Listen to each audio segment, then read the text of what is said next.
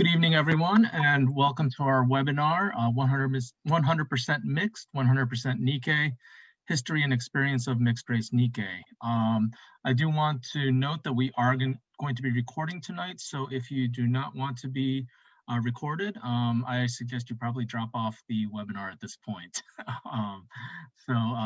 We'll only be recording the presentation portions of this.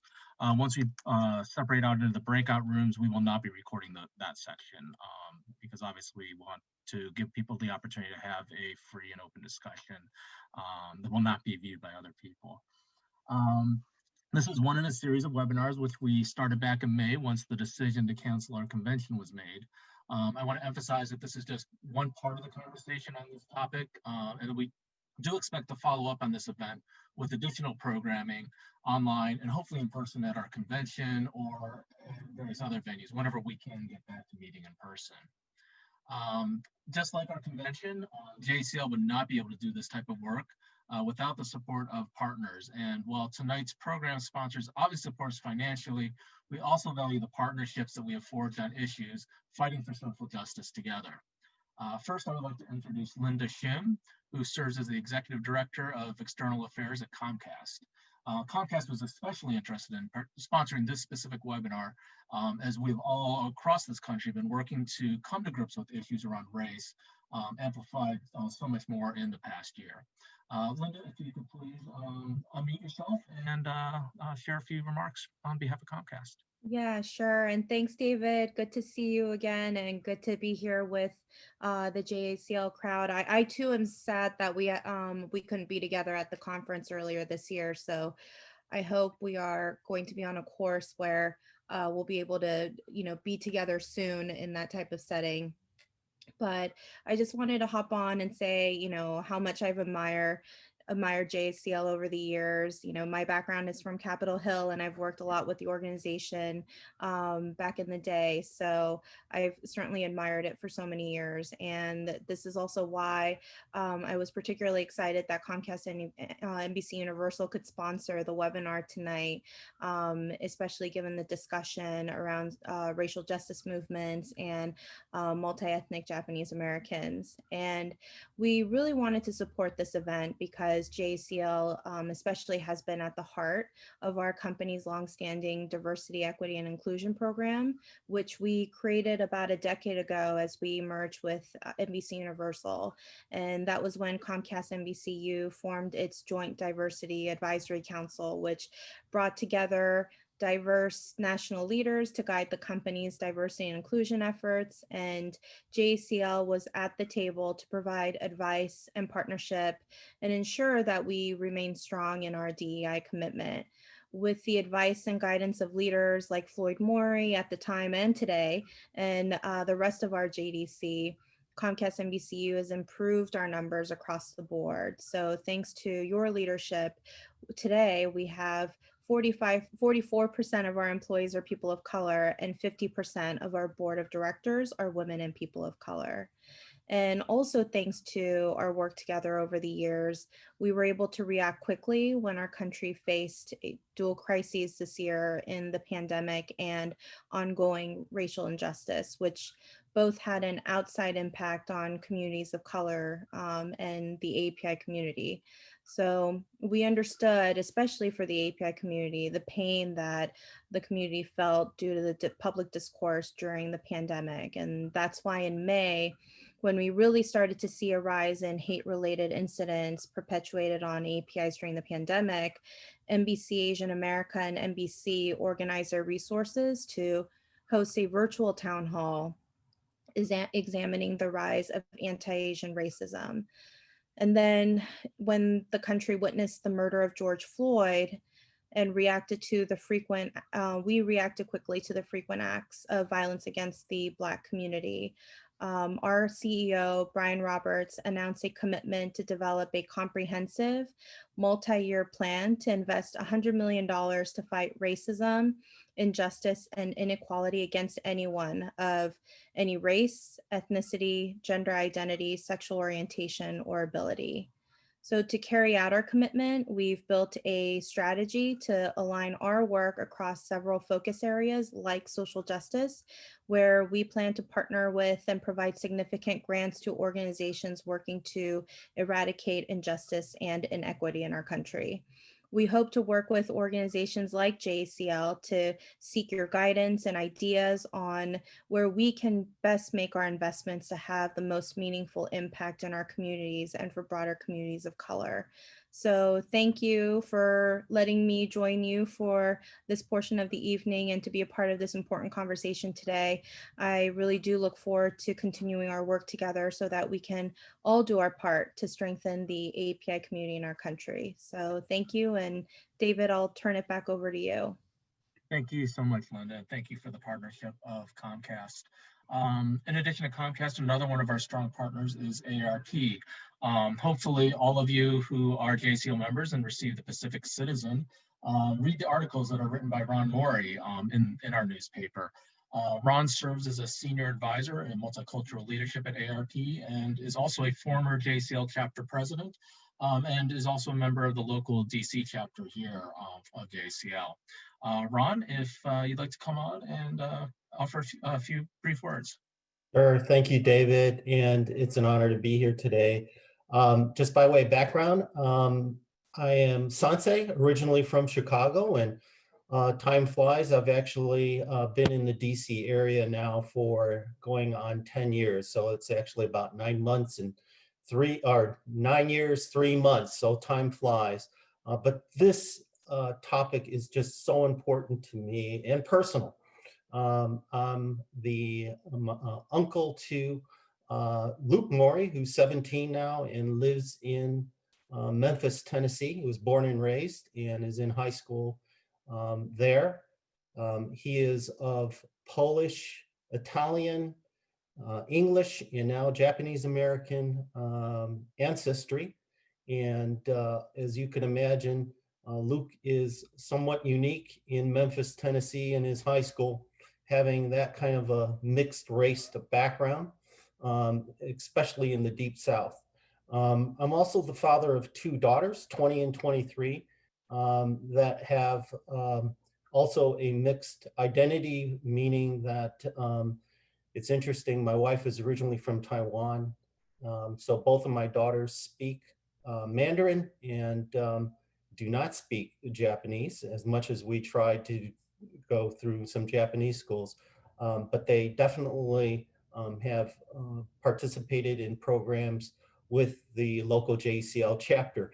But my oldest daughter, for example, actually studied in undergrad.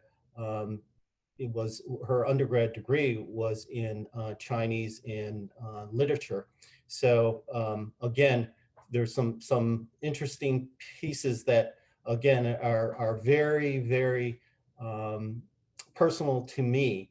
And one of the upsides, if there is an upside to everything that we're going through right now with the pandemic, is that we've all had to adjust to go virtual.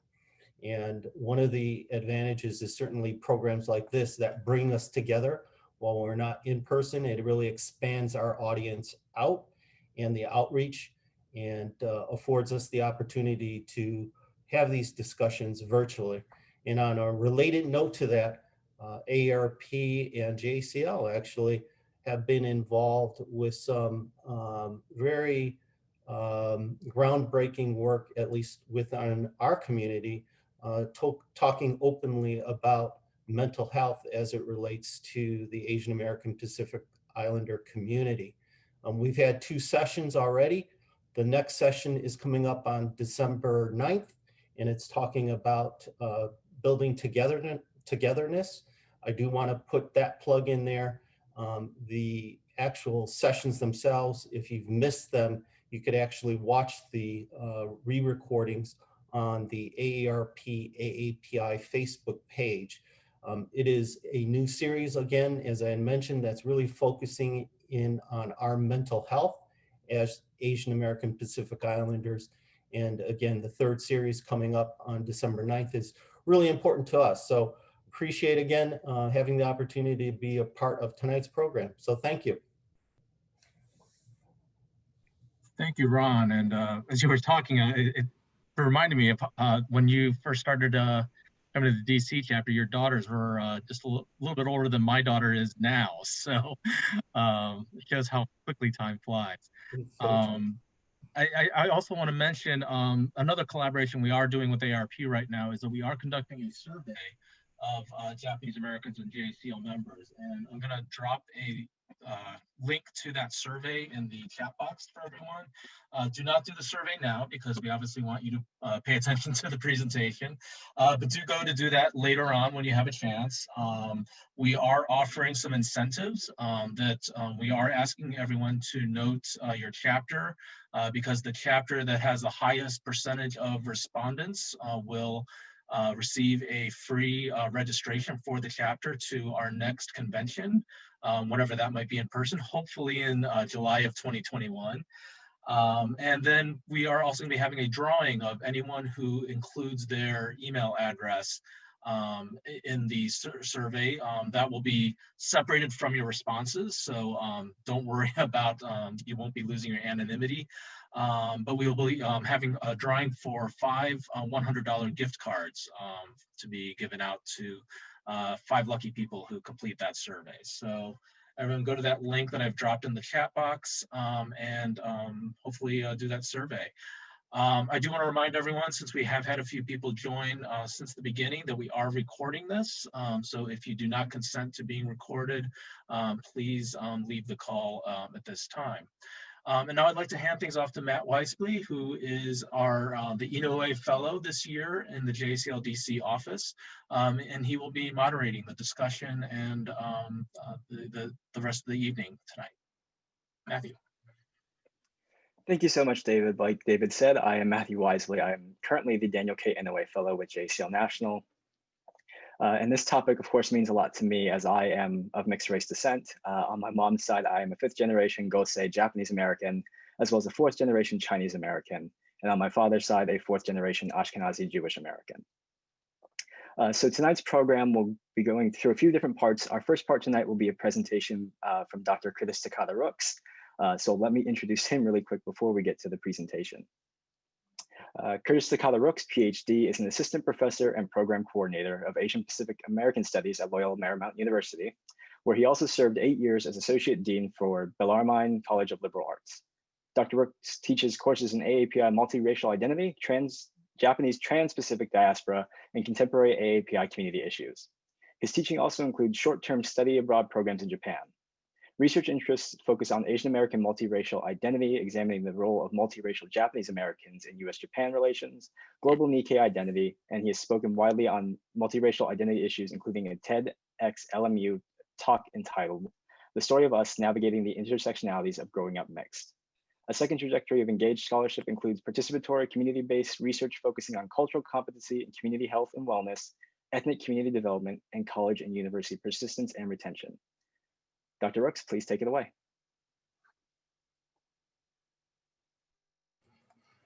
Thank you, Matt.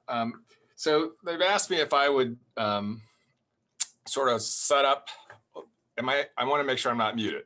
Am I okay? You're all good. Okay. So if I would sort of set the table for the panel that's comes next. And so so I'll first start out by saying sort of when we talk about this notion of mixedness, and in this case, I think in this setting, I want to expand it beyond the sort of ways in which we can click off. My father was African-American, my mother was Japanese-American, But that when we talk about this, because we're talking about this both as a community, it's also about the mixedness and the coming together of the communities. And so I'd like to begin my remarks tonight with an excerpt from a novel entitled Southland by Nina Revor, which was written by a woman of mixed race Japanese ancestry. And the novel was set in what was then known as Angeles Mesa, but today we know it as Crenshaw, the district in Los Angeles. I use this excerpt because shared peoplehood begins with shared place. And to be sure, the Angeles Mesa, Culver City, Venice corridor that runs along Adams, Jefferson, and Rodeo Boulevard was and is a special place. Now, some of you here are not from Los Angeles or from Southern California. And so in some ways, this doesn't say much to you, but I'd like all of us for a moment just to close our eyes as I sort of read from this novel. A few of them, after living someplace else for a year or several, after starting out in Little Tokyo or South Central, or following the crops around the state, bought a plot of land in Angeles Mesa. The price was good. And what you get for it, rich lands nestled by wild hills.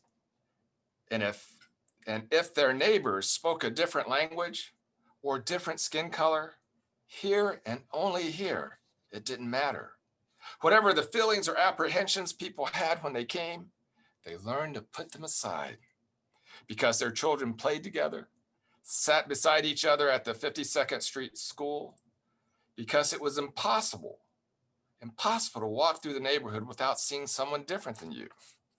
If a visitor had come through in 1958, he or she might have closed their eyes and listened to the voices around them, thought they'd taken a wrong turn and ended up in Texas. They might have walked into Harry's noodle shop and mistaken the town for Little Tokyo. They might see a group of men just released from the Goodyear plant crowded around the radio listening to the ball game. They'd be sitting on a milk crate in front of the market owned by a young Japanese man, a veteran, who had worked there himself since he was a teenager and who hired local boys of all backgrounds. He'd heard so many of his customers' stories, he almost forgot his own. The people who lived there, the people who laughed and drank and listened to the Dodgers, didn't know they were unusual. They didn't know that their disregard for the rules observed outside the Mesa made them exceptions, and their experiment did not stand. You can go ahead and open your eyes. Revere's novel about place, community, and peoplehood, particularly the Japanese and African-American communities, centers around three major stories. One is a love story between a Japanese-American young man and a young African-American woman. The second is a murder mystery story. And the third is a story of self-discovery by a queer UC graduate, Berkeley Law School student, raised isolated in an upper class white neighborhood, the quintessential white adjacent mono-minority Yonsei woman as she uncovers her grandfather's hidden past, her family's hidden past, and in doing so, connects herself. Connecting her to her hidden past, forcing her to reimagine herself, to reconceptualize herself, and to reconnect with whom she shares peoplehood, both Black and Japanese American. And more importantly, to tell a new story of herself and her family. So, what are the stories we tell ourselves? Well, let's see, as a professor, I start each of my classes with a simple question. How do you know what you know? Now, you can imagine in the class, I get these puzzled looks and quick calculations by the students as they try to figure out the right answer. Then followed by furrowed foreheads, wondering, what does the professor want me to say? And still others thinking, this must be a trick question. Well, after several moments of awkward silence, discussion breathes life as students popcorn out responses that I dutifully record on a whiteboard. Family, friends, church, faith teachings, fairy tales, school, science, TV, movies, media, print, visual, social media, experimentation, experience, all these different ways of knowing. This simple question unlocks complex processes of knowing, the ways in which knowledge and its narratives are communicated. So I ask you right now, how do you know what you know? And what are your sources of knowing? So then, as a critical race professor, leads me to ask my students the next set of questions.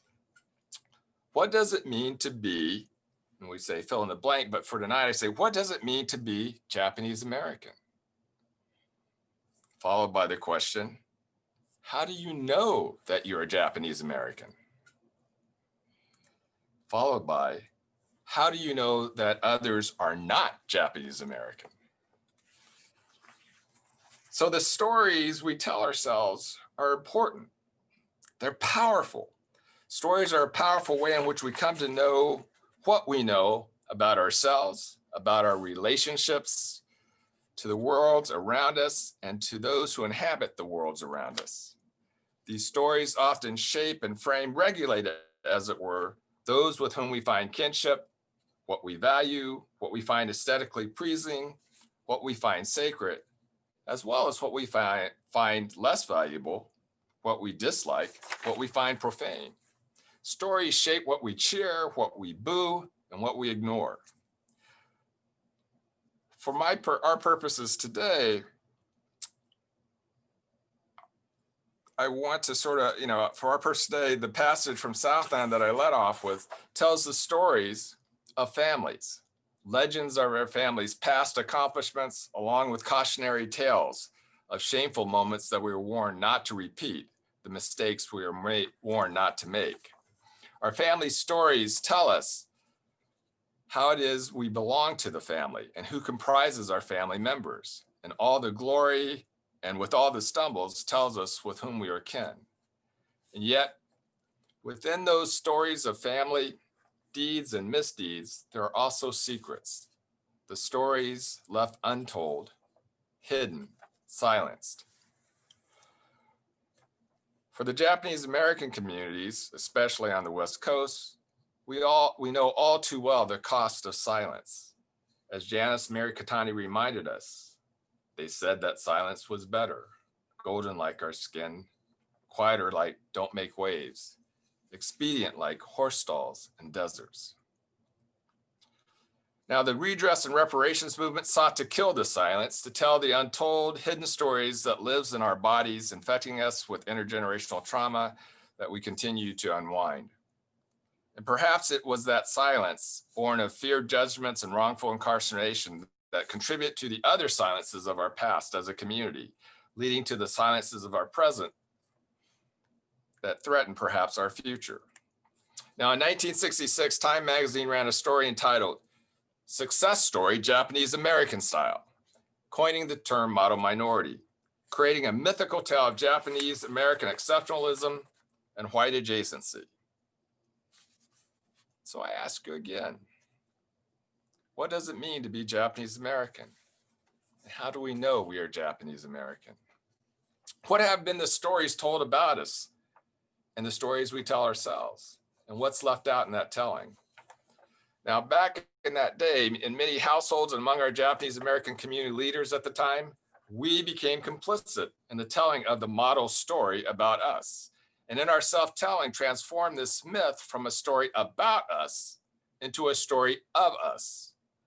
And even as the activist youth generation at the time pushed back on that mythical narrative, unfortunately, it had already woven itself into the fabric of our family and community quilts.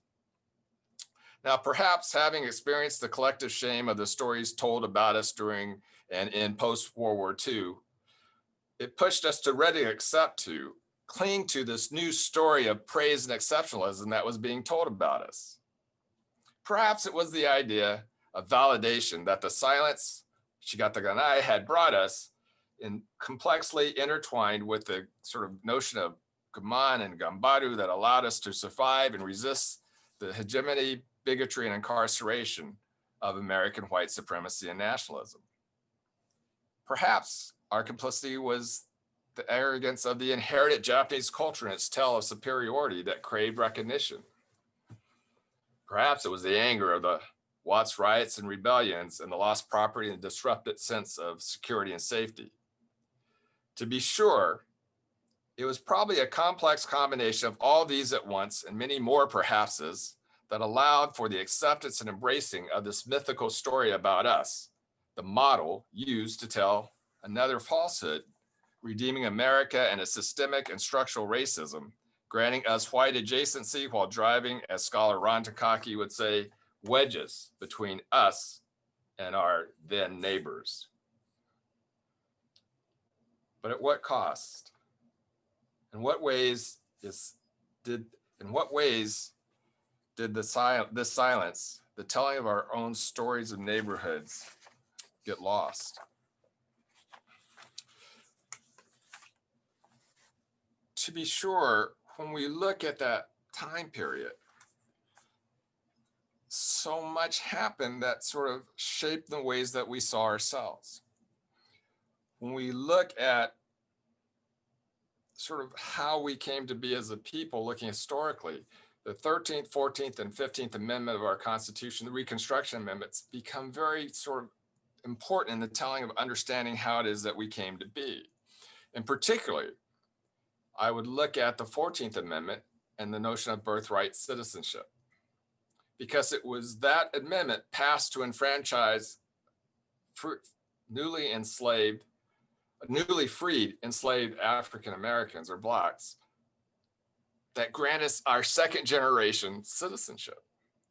Without that, I would argue that much of what happened with Asians and Japanese Americans would have been a much tougher struggle, and perhaps may not even exist today, in that we would never have been granted citizenship.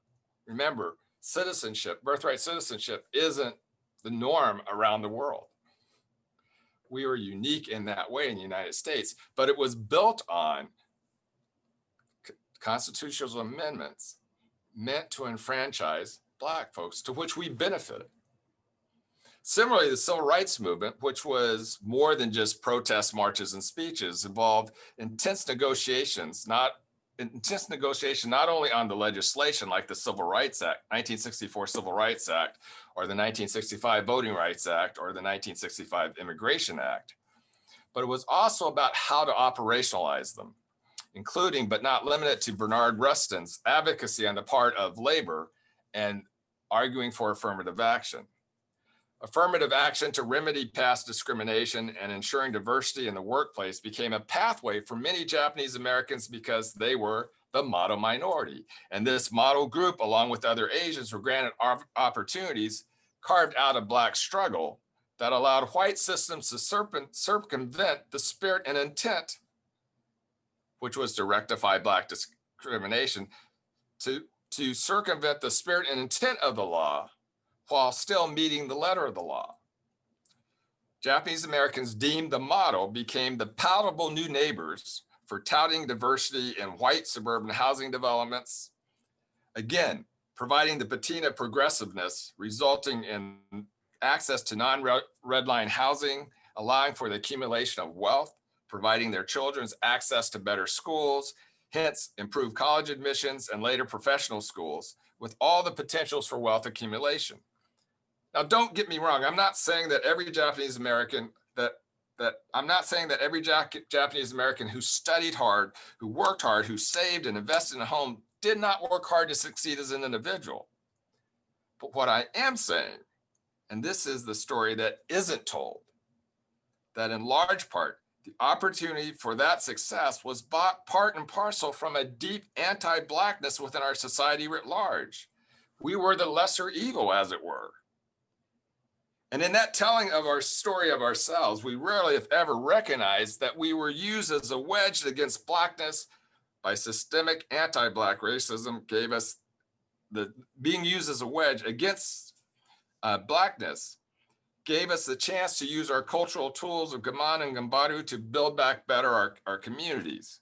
By not recognizing the stories of Black communities' fight for civil and human rights into our stories, our JA community stories, that they fought, that the Blacks had fought not only for themselves while they were fighting for those rights, but they were also fighting for us.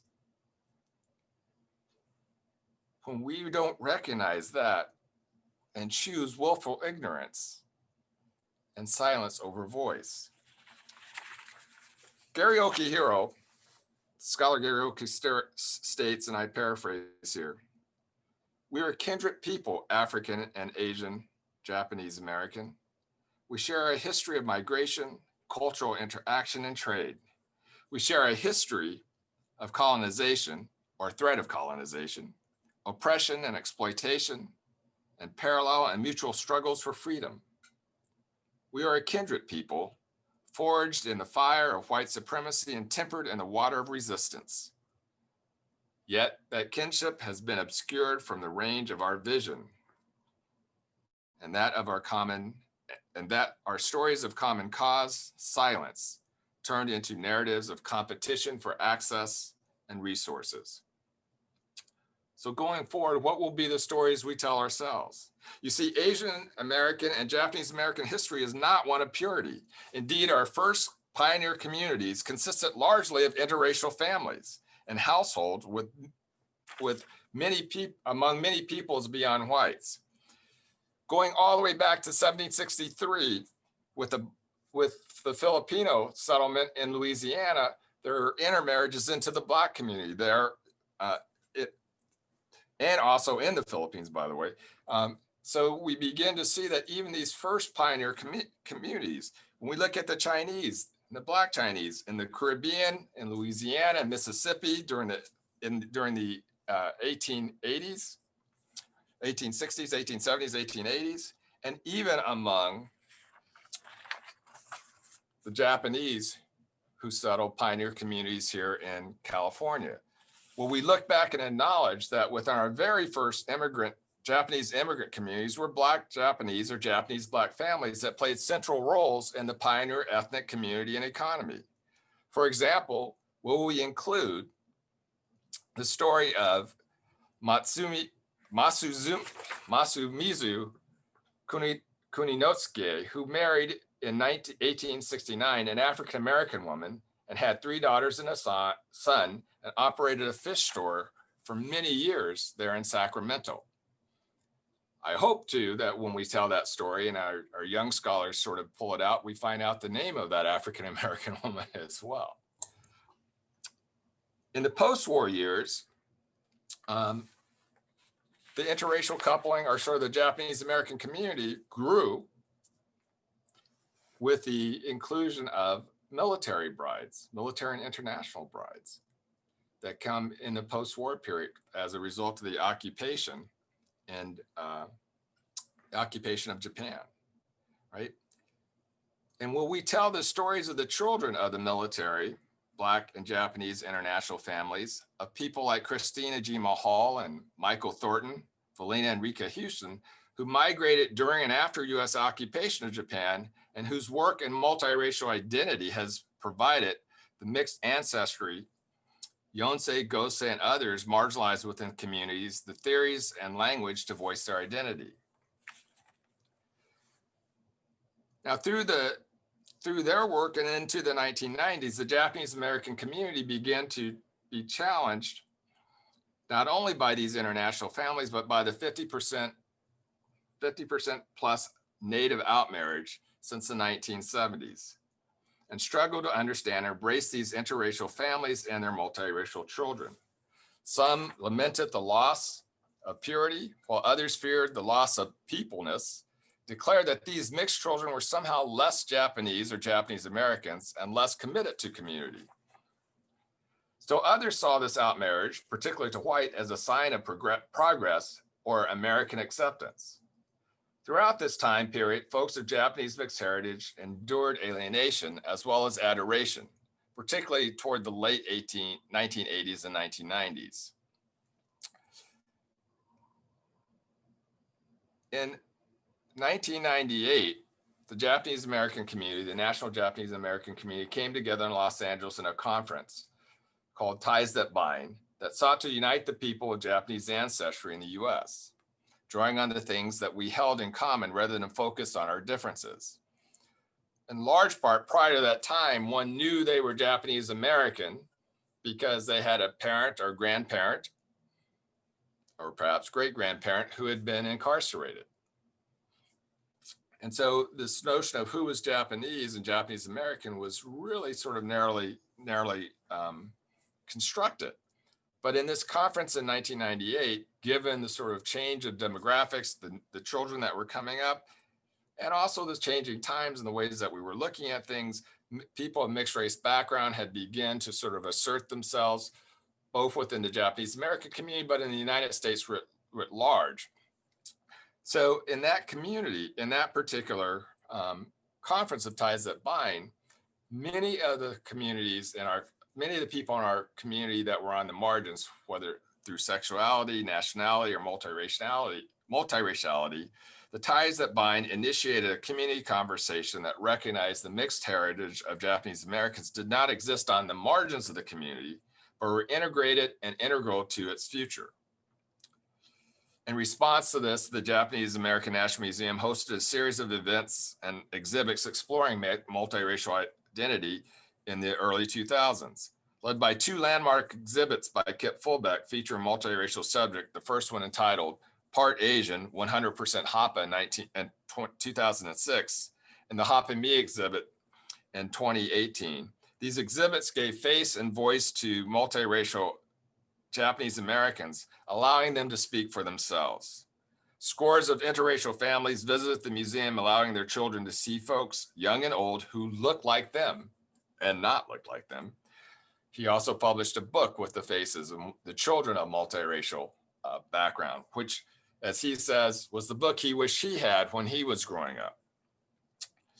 Exploring the realities of Hapaness was a roundtable also organized by the JANM with multiracial Japanese American scholars discussing family, community, and identity. Local Japanese American community centers, churches, sports leagues, organizations created forums honoring families, all the family voices engaged in discussion, learning, and transformation of the community.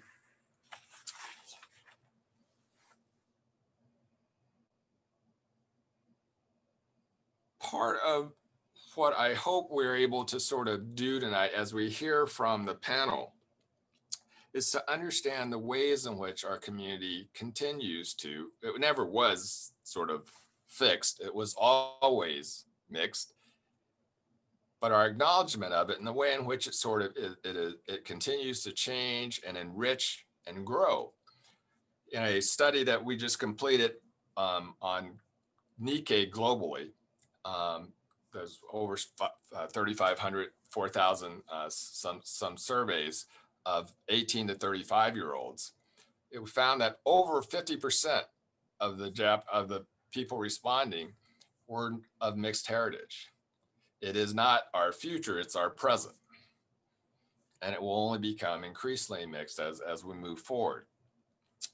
So, you know, part of my challenge to us tonight is that as we tell the stories of our communities, well, we not only tell them of the individuals, but also of sort of the peoples whose histories we share. That African-American history is Japanese-American history, that Japanese-American history is African-American history. Will we elevate the Ron Dellums to the same level of the Alan Simpsons when we tell our tales of redress and reparation? So what will be the stories we tell our children? Today's panel, I trust, will be a powerful step in reclaiming our kinships and expanding the stories captured in our bodies as we seek to turn our passion to purpose, and as we seek to return to our various mesas, and one hopes, kill the silences, telling a new story. Thank you. Thank you so much, Dr. Rooks, for that wonderful presentation on the sort of history and background of the Japanese American community and of mixed race Nikkei and of, I think, the entire mixed race community in general. So our next part of the program will be a panel discussion moderated by myself and our 4 panelists, who I will introduce very, very quickly. First off, we have Vini Taguchi, who is a Shin Sansei with respect to when his grandfather moved from Sapporo, Japan to Brazil. But this is Shin Issei with respect to when he and his parents immigrated to North Carolina in 1996. Vinny serves on the executive board of the JACL Twin Cities chapter in Minneapolis, Minnesota, and recently organized and facilitated a series of virtual workshops challenging anti-Blackness in the Japanese American community. Vinny is a PhD candidate in civil engineering at the University of Minnesota, where he studies green infrastructure and stormwater management. And Vinny is dedicated to ensuring the environmentally friendly cities are also socially sustainable by partnering with community organizations to prevent green gentrification. Our next panelist, Christine Montagno, is an assistant director in the Northwestern's multicultural student affairs office, which supports LGBTQIA+ students, students of color, and Native and Indigenous students. In her role, she focuses on supporting the APIDA, Asian Pacific Islander, and Desi American student community through programs, advising, and advocacy. Prior to coming to Northwestern, Christine worked for 7 years at the JACL, where she helped run anti-hate education and leadership programs. Sarah Baker currently serves as the JACL National Board as the Vice President of Public Affairs. She's also on the board of the Seattle chapter of the JACL, where she recently finished serving as 4 years as board president. She presently works for Communities Rise, an organization that provides pro bono legal services to nonprofits and small businesses within the state of Washington.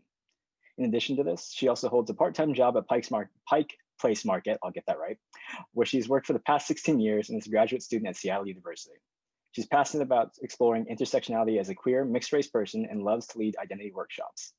A Seattle-born JA, Baker enjoys working out, sensory deprivation tanks, and expression through different forms of movement such as dance. And last but certainly not least, Mariko Rooks is a senior at Yale University, where she's a double majoring in the history of public health and ethnicity, race, and migration. She's also a dual MPH candidate in social and behavioral sciences with a concentration in US racial health justice. As a part-time Connecticut resident, I will say this right, Quinnipiac land, Mariko's privilege of serving as the EDC, Eastern District Council representative of JACL's National Youth Student Council. Originally from Los Angeles, California, unceded Tongva land, she's a longtime member of JA community institutions such as Kizuna, Shenshin, and Nishi Buddhist temples, and Sansei Baseball. I want to welcome all of our panelists here tonight and thank you all for joining us. So our first question for tonight is, being mixed for some can be a complicated identity and many of us have struggled to navigate it.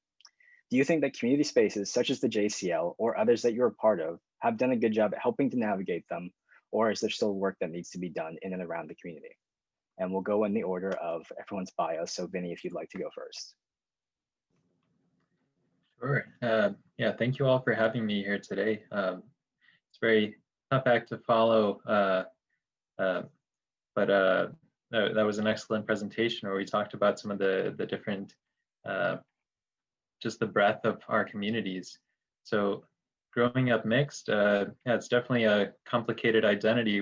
The first thing people ask you is, where are you from? Then when you answer North Carolina, they're like, well, where were you born? And you say Germany, and they're like, where were your parents from? I guess like you can kind of play games depending on what kind of conversation you're having. But yeah, it's just navigating the identities of what your name suggests about you versus what your appearance suggests about you versus what you think about yourself. And because of that, all of those kind of play together in affecting what communities you grow up with, I guess. So I grew up in North Carolina to immigrant parents from Brazil, so I didn't really have any kind of Japanese community. But so in that sense, JACL, it was really my avenue into that. And I feel like having the surname Taguchi really helped, because then people would see me and say, oh, you're Japanese American, come to this meeting. But when I was born, I had the surname Chipaula Ribeiro, which is a Brazilian name, which is my father's name. That got changed when we naturalized, but it's amazing how your experience changes just based on what people think about and who they try to connect you with. So yeah, I owe a lot to JCL in terms of community. Awesome, thank you, Vinny. So we'll turn it over to Christine. Thank you so much, Matt. Thank you for the question, for organizing, and thank you for having me. So when I worked at JCL, one of the tasks that I had was to help draft JCL's responses to things happening nationally, either incidents of anti-Asian sentiment or other social justice issues. And under Bill Yoshino, who was the Midwest director at the time, under his guidance and leadership, he often told me, what is JCL's unique perspective on this issue? What is our community's history and our legacy? How does that lend us an entry point into commenting about this issue? And for me, I'm mixed. I'm Nikkei. I grew up on the East Coast, and I don't have a family history of incarceration.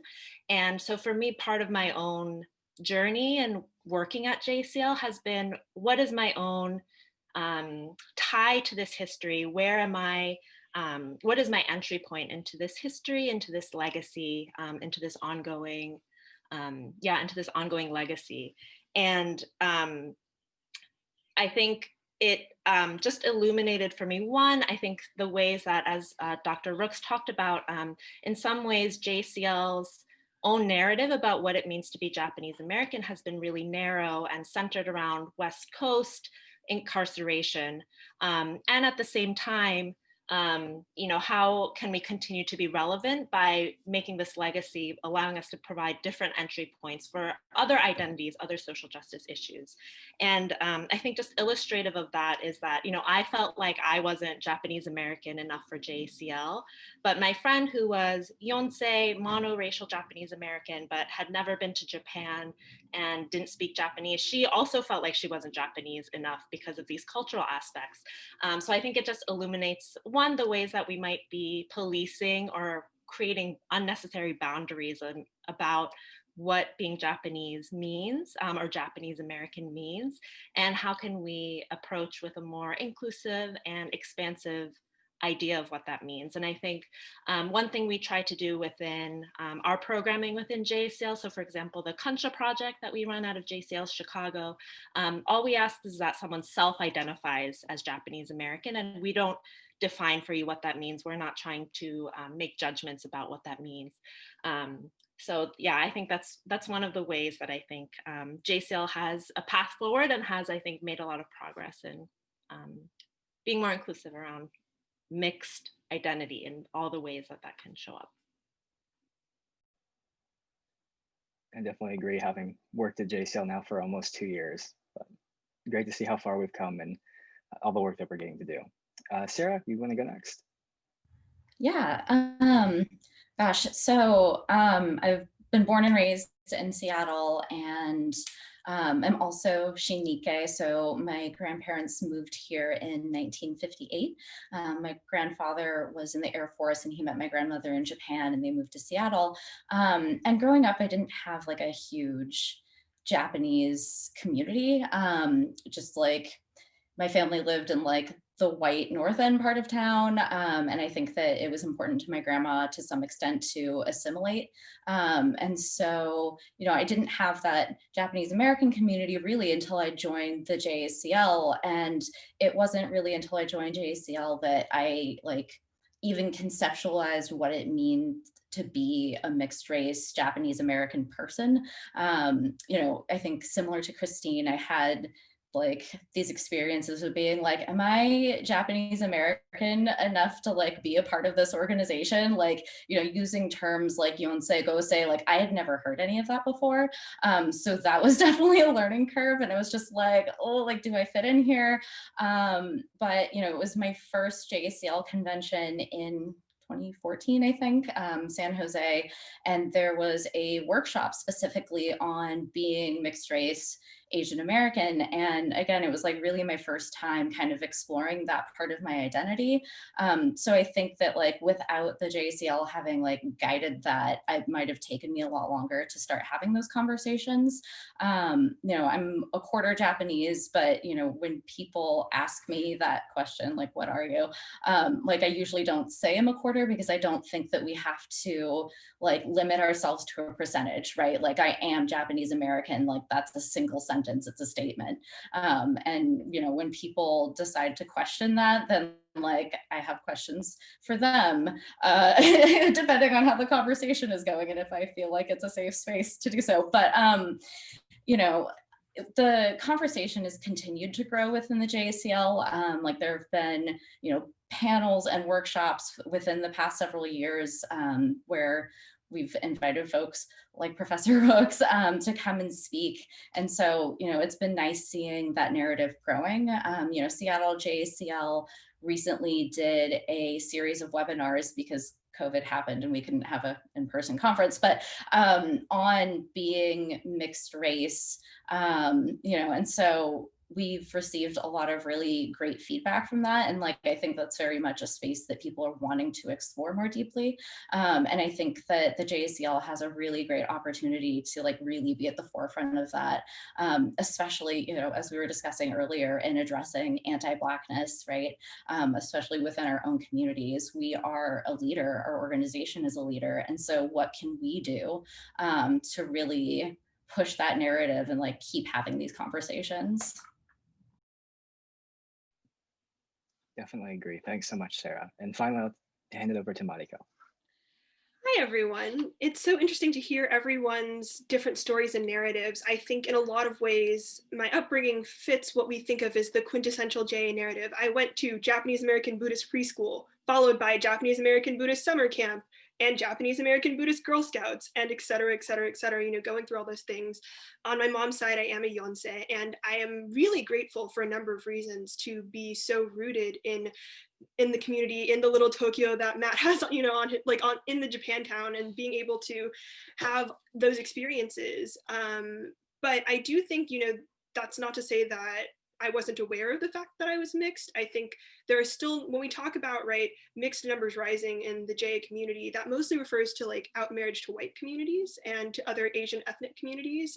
So even though I've definitely seen in now my years of summer camp counseling and, you know, volunteering at these same organizations that raised me, that there are more mixed kids, and that it's important for older mixed folks to be in those spaces so that they have people to talk to and who resonate and who understand their experiences. There is definitely, I was, first of all, one of the only mixed kids when I was growing up in those spaces. And I think there's still not, there are different formations of mixedness based on what exactly you're mixed with. And so that still is certainly really prevalent. I think it's been very interesting also the ways in which that's gendered. And so that anti-Blackness, while often not, you know, really prevalent or obvious, the stereotype of the loud, angry Black woman has certainly followed me from space to space. And that doesn't leave when we're in JA spaces, particularly as we've had our own struggles with gender and understanding what gender means and how gender has been colonized in our community over the past, you know, 200 years or so. And I also think that when we do start to have these conversations, particularly about anti-Blackness in our current historical moment, right, acknowledging that there are, as have been talked about in this particular event, really relational formations of what it means to be Japanese American, that what it means to be Japanese American, all of these things that we're saying are Japanese American, are often built off of not just relating to white folks, but also in relation to Indigenous folks, in relation to Black folks, right? The idea that Asians are perpetually foreign is balanced by the fact that Black people have been completely subsumed into an American polity because their sense of whatever homeland they have has been violently erased by slavery. And so you can play that, you know, Asians are potentially foreign, or perpetually foreign because of that. And so recognizing that when we talk about model minority, it's not just like, oh yeah, we're somewhere in the middle. No, these are very deliberate formations that are happening and need to be acknowledged with specificity in order for us to move forward. And as the JACL, as an organization, in order to make the interventions that are going to be the most effective in helping other marginalized communities. And so when that comes to the Black community, the first thing that I always think about that we need to be doing is doing the material work of dismantling racism, because we can sit here and have all of these really important conversations, and that's not to knock, right, narrative stories and the power of sharing and communicating with each other. But as Rachel Cargill, who's a really wonderful Black activist, has mentioned, you know, racism isn't an empathy problem, it's a material problem. And so that means, right, are you redistributing your wealth to Black communities? Are you engaging in monthly reparations? Are you showing up in the way that other communities are asking you to show up?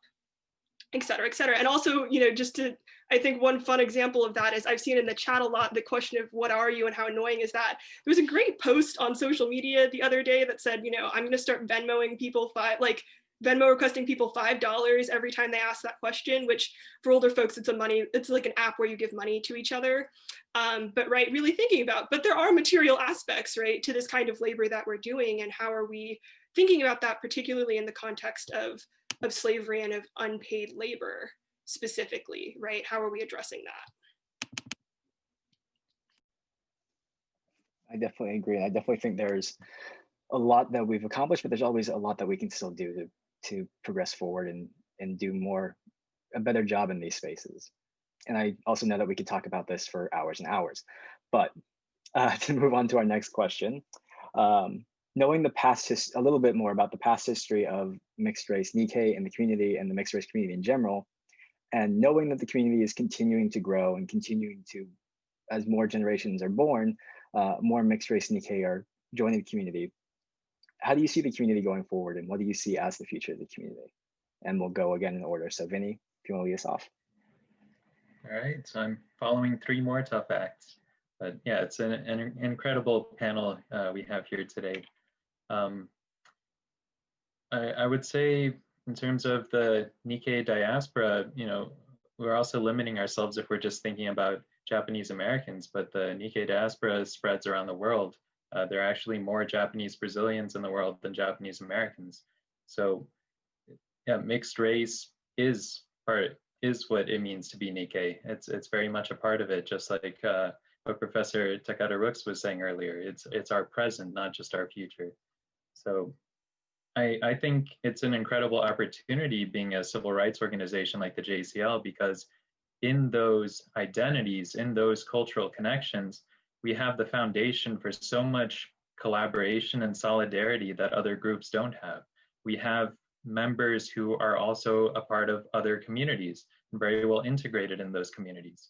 So it's an incredible opportunity for us to take advantage of, particularly as we try to overcome the model minority myth, as we try to, in some ways, leverage this relative social power that has been given to us, but also as we confront the white supremacy that allowed it to be, and use it to challenge the system.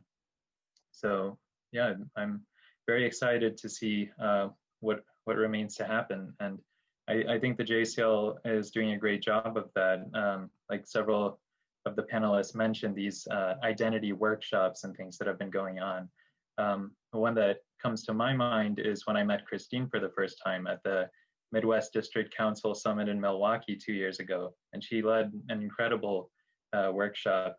And I always think about the irony that the people who attend these identity workshops and race workshops are usually the racial minorities, right? But the people who would benefit the most from some understanding are the majority, and they don't get funneled into these groups where these conversations are happening. They don't get put into the minority engineering class in undergrad and that kind of thing. So anyway. Thanks, Vinny. We'll go over to Christine. Thank you. Yeah. I think first, I really appreciate the reconceptualizing of mixedness beyond the individual. I think often the narratives I hear are exactly as Dr. Rooks talked about, like these individual narratives of my own mixed identity and my parents, like my parents' relationships. And so I really appreciate the reconceptualizing of thinking of communities mixing. And again, as Vinny said, the possibilities that opens up around coalition building and allyship. But also around, I think, the community going forward around mixed identity. I think one thing I feel like is that often our mixed bodies are read as sites of trauma or war or colonialism or assimilation. And I think that I really appreciate folks being here tonight, because I think hearing, even with the limitations of individual narratives, I think hearing the experiences of mixed race folks, I think helps dispel myths, helps combat those microaggressions. If folks are interested, there's a really great article by Johnston and Nadal from 2010 that talks about very common multiracial microaggressions that I think, even when offered with the best of intentions, are still microaggressions that marginalize and demean. So I just think more education around mixed race experience, not just within the Japanese American community and not just Asian and white, but as Mariko was talking about, the broad expanse of what mixedness can mean. And I also think about role models and possibility models, and how can we make sure those folks are honored and highlighted and uplifted in our spaces without qualifying their identity, without qualifying their Japanese-ness or their Asian-ness or why they're in our space. And then finally, I think another resource I would offer is Maria P.P. Ruth's Bill of Rights for People of Mixed Heritage. I think when I introduced that to students at Northwestern who identified as mixed, they were like hugging it to their chest as something really like empowering. So I think, again, there are ways to educate ourselves, educate our communities about what these experiences are and how we can be intentional and inclusive about not saying yonsei when we mean young people, or not saying hapa, or not assuming that white, mix means mixed with white. So those are just some of my suggestions for where I see the community going forward. Thank you so much, Christine. And we'll hand over to Sarah. This is one of those questions that every time I'm asked something like this, I'm like, the possibilities, they're endless. Like, what do I say? Like, there's so many things. And everybody's answers have been so lovely. And I think kind of following along with some of the dialogue that we've been having and thinking about the JACL specifically, obviously our organization, which is like, going to be hitting its centennial soon, which is wild, thinking about our roots and where we come from, and thinking about experiences like mine and Christine's, right? We're like, am I Japanese American enough for this organization? How do we show folks who are not, currently in the organization or who are in the organization, that we are not just exclusive to people who identify as Japanese American? And I think that goes for mixed folks as well, right? And one thing that I was thinking about was, again, having dialogues like this, but, it's in some ways like an echo chamber, right? Because we're all here because we're like, yes, this speaks to me on a very personal level, but like, how do we, again, turn that around so that folks can get the idea about what this is like outside of like, the 87 people, I had to look, the 87 people that are here. And one resource that I absolutely love is, I'm gonna throw this in the chat. Oh, it did it, yay. Is the book Raising Mixed Race by Sharon H. Chang. She is from Seattle, and her book is about raising mixed race children, but it's about a lot more than that. And the narrative that she has is coming from the experience of a mixed race Asian woman, but she talks about mixed race experiences outside of just being mixed Asian, and especially just being mixed Asian and white. And so that's one thing that I would definitely look into, as well as she has another book that is great that's called Hapa Tales and Other Lies. And it talks about the term Hapa as we use it, especially from an Asian perspective, and how that term is appropriated, right? And so how are we thinking about how we're using that? And so, as Christine was mentioning as well, like how we use language like yonsei, like gosei, like hapa. I think that those person-to-person interactions can be really important and can inform, the narrative and the way that people think about this type of thing.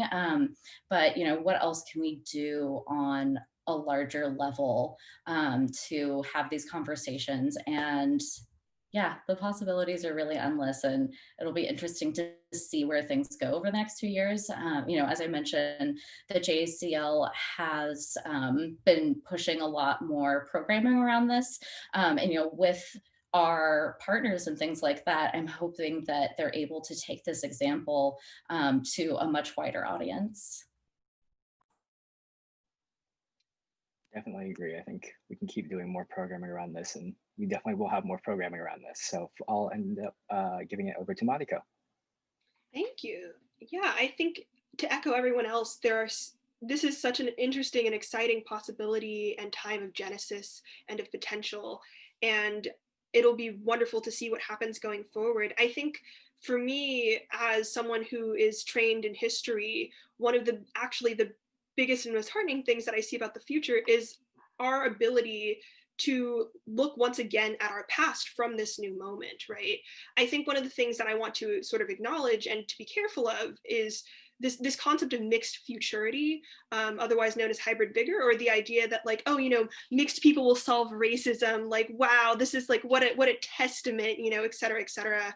And that in itself can be a little bit dangerous. And so how do we get around that, even as we move to a future that is numerically increasingly more and more mixed? I think being able to engage with mixed as not just our present, but also our past is going to be really important in teaching those who come next where they come from, right? And that's such a big and important theme in our community, is where are we coming from and where are we going? And so a lot of times in that past, there is silence when we talk about doing any kind of work with marginalized subjects in an archive and in like an academic that is like pretty white. There is always going to be silence. So listening to that silence, hearing that silence and recognizing that it's there, but also recognizing that there are a lot of things in the past that like we can now bring to the present and we can have these conversations about, and that those aren't actually limited to the United States. I think, as Vini pointed out, right, there are tons of other fascinating and interesting formations of race and formations of mixedness that relate us as Japanese Americans to other communities. I think one really good example of this is Taole Goff's work on sugar, which talks about how like the materiality or the understanding of sugar in the Caribbean connects both Asian indentured laborers and Black communities who were enslaved like around the same time. And also there's like a lot of intermixing between those communities, but how we can sort of use those formations to then understand ourselves or understand what can be and the possibilities for the future by expanding our reach. And I think as a national organization, as a like declaredly national organization, what does it mean to break through borders that are also colonially enforced and engage in larger diaspora? And how can we do that as an organization, as the JACL, that operates on such a large geographic level? And so that's something that's really inspiring, I think, going forward, and something I'm excited to continue exploring. Definitely. And I again, we could keep talking about all of these for hours and hours, and I wish that we could, but we are coming up on our time for the panel discussion, and we want to give everyone a chance to break out into small group discussion. So this will be the ending of the recording portion. All right, welcome back, everyone. I hope you all had wonderful discussions. It is now 9 p.m. or 6 p.m. on the West Coast, so that will conclude our programming for today. So I wanted to thank all of you for joining us today. I wanted to thank our sponsors, Comcast NBC and ARP as well, and of course to all of our amazing presenters and panelists, Dr. Takada Rooks, Vini Taguchi, Christine Montagno, Sarah Baker, and Mariko Rooks as well. So thank you all for coming. We plan to have many more programs like this. We want to keep continuing this conversation into the future. So we hope that you will all join us whenever our next program is. And if you want to watch back on the recording, we plan to have this up on our YouTube page in the next few weeks. So everyone have a good night, and thank you for joining us. Thank you, everyone.